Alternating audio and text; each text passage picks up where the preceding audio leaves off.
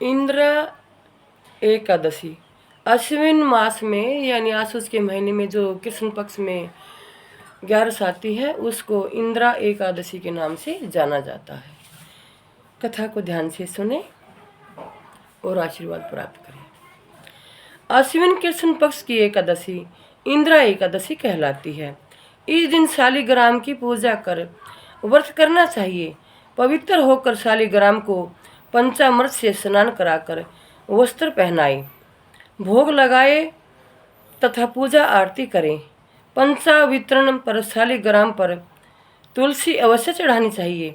इस प्रकार जो इस व्रत को करते हैं वे करोड़ पितरों का उद्धार कर स्वयं स्वर्गलोक को जाते हैं। कथा किस तरह है, ध्यान से सुने। इंद्रा एकादशी की कथा। एक समय राजा इंद्रसेन महिष्मति नगरी में राज्य करते थे। उनके माता पिता दिवंगत हो चुके थे। अकस्मात एक दिन उन्हें स्वप्न हुआ कि तुम्हारे माता पिता यमलोक को में कष्ट भोग रहे हैं। निद्रा भंग होने पर वे चिंतित हुए कि किस प्रकार इस यातना से पितरों को मुक्त किया जाए। इस विषय पर मंत्री से परामर्श किया। मंत्री ने विद्वानों को बुलाकर पूछने की सलाह दी। राजा ने ऐसा ही किया। सभी ब्राह्मणों के उपस्थित होने पर स्वप्न की बात पेश की गई।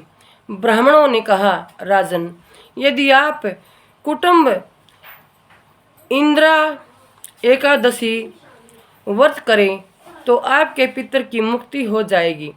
उस दिन आप शालिग्राम की पूजा, तुलसी चढ़ाकर 11 ब्राह्मणों को भोजन कराकर दक्षिणा दें और आशीर्वाद लें।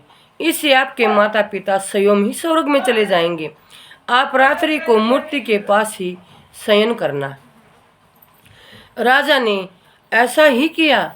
जब राजा मंदिर में सो रहा था तभी उसे भगवान के दर्शन हुए और भगवान ने उनसे कहा कि हे राजन, व्रत के प्रभाव से तेरे सभी पितर स्वर्ग को पहुंच गए हैं।